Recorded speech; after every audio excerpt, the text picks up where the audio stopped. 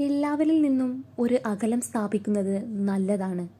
ആരെയും വേദനിപ്പിക്കാൻ അല്ല, സ്വയം വേദനയുടെയും സങ്കടത്തിൻ്റെയും മധുരം നുണയാതിരിക്കാനാണ്.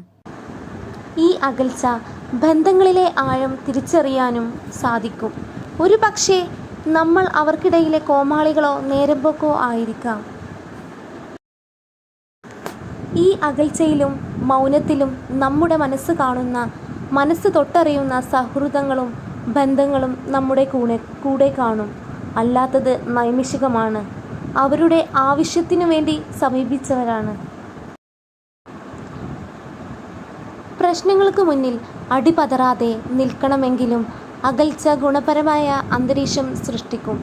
അവിടെ നിന്ന് തന്നെ ഓരോ വ്യക്തിയും സ്ട്രോങ് ആവുകയും തനിക്ക് താൻ മാത്രമേ ഉള്ളൂ എന്നും പ്രശ്നത്തെ നേരിടാനുള്ള കെൽപ്പും താൻ എടുത്ത തീരുമാനത്തിൽ അടിയുറച്ചു നോക്കാനുള്ള ആർജവവും ഓരോരുത്തർക്കും ഉണ്ടാകും.